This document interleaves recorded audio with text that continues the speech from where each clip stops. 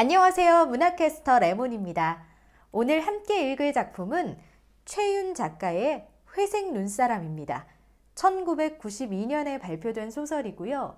주인공 나가 20년 전 자신이 겪었던 일을 회상하며 그때 이야기를 담담히 서술해 나가는 방식으로 구성되어 있어요.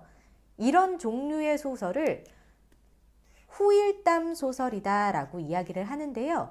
사건이 끝난 다음에 그 사건의 의미나 그 사건의 본질이 무엇이었을까 하고 고민하는 내용입니다.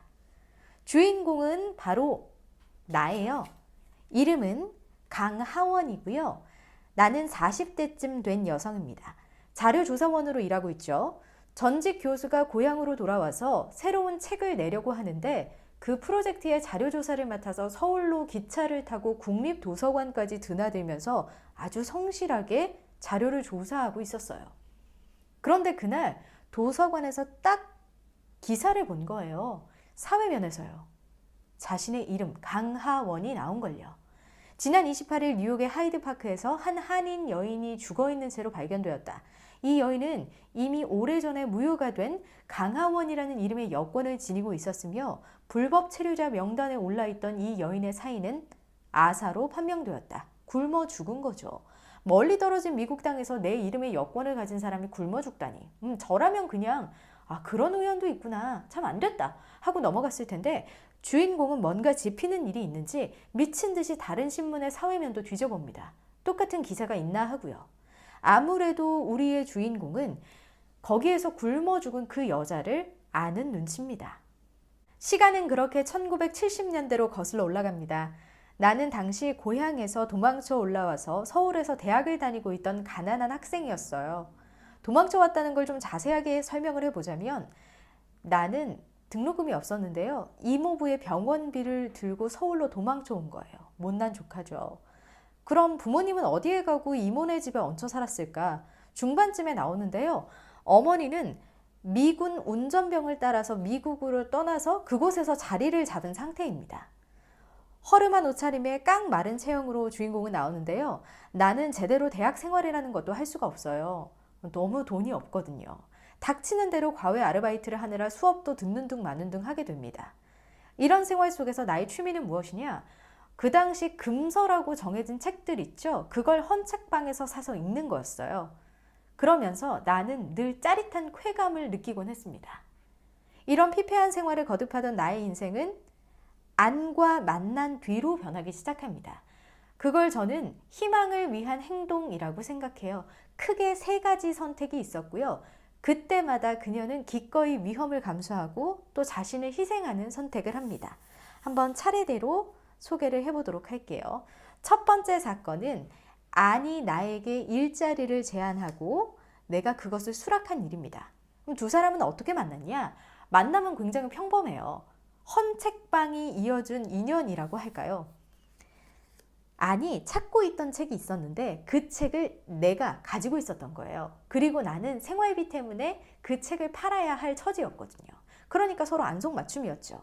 그런데 거래를 하는 자리에서 안이 나에게 일자리를 제안하더라고요. 거절할 처지가 아니었어요. 처음에는 인쇄소에서 허드렛 일로 시작을 했어요. 나는 점점 인쇄소에서 마음의 평화를 찾기 시작합니다. 아무래도 좁은 자취방 안에만 있으면 별별 생각이 다 들었던 그런 때잖아요. 일이 없을 때에도 그래서 홀로 인쇄소 근처를 서성이고는 했어요.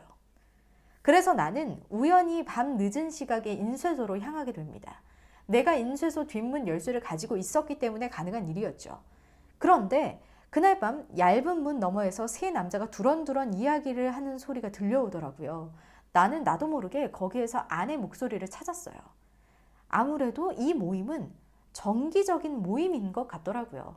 이렇게 나는 이들의 회합을 몇 번 엿들었죠. 그러던 어느 날 안이 나를 따로 만나자는 거예요. 그러더니 내가 그동안 자신의 뒤를 밟았다는 걸 안대요. 나는 부끄러워서 고개를 들 수가 없습니다.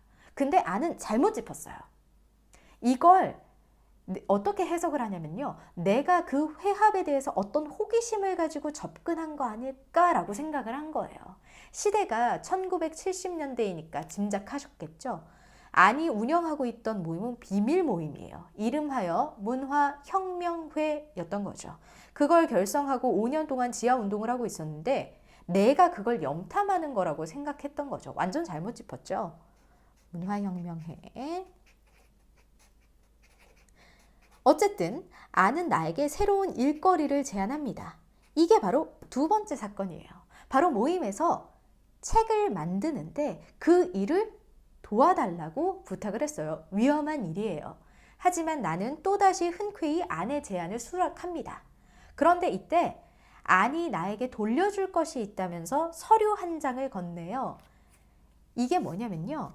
이 둘이 처음 만났을 때 그 책 사이에 끼워져 있던 서류래요. 이게 뭐냐면요. 바로 미국으로 간 어머니로부터의 초청장이었는데요. 미국으로 오라고 초청을 한 거예요. 나는요. 어머니와 12년을 떨어져 살았고요. 한국에 있을 때도요. 어머니는 이미 미국으로 간 지 4년이나 지났어요. 그렇기 때문에 나는 사실 그 초청장을 심각하게 생각하지 않았어요. 그러니까 책 사이에 껴둔 채로 그냥 아내에게 팔았던 거죠.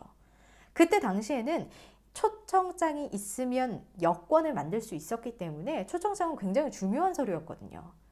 그리고 나서 좀 시간이 지나고 나 역시 충동적으로 여권을 만듭니다. 어쨌든 그 만남 이후로 나는 두 번째 만남 이후로는 학교도 그만두고 본격적으로 인쇄소에서 책 만드는 일에 전념을 해요. 그 모임에는 모두 3명이 구성원이었는데요. 안이 당연히 주최자고요. 김과 정이 함께 도와주고 있었어요. 그들의 모임에서 나는 불균형의 균형을 느낍니다. 이게 무슨 소리냐면요. 나는 모임에 대해서 이중적인 감정을 가지고 있었거든요. 그들은 내 앞에서 대화를 숨기지는 않았지만 한 번도 그 회합에 같이 가자 이렇게 이야기를 한 적은 없었어요. 나는 어떻게 생각하냐면요. 이렇게 그들이 나와 일정한 거리를 지켜주는 것도 좋았지만 또 어떤 때는 그것 때문에 며칠 동안 밤잠을 못 이루기도 해요. 자, 세 번째 선택은 김희진이라는 사람을 구한 사건입니다. 아직 책 작업이 끝나지도 않았는데 상황은 점점 안 좋아져요.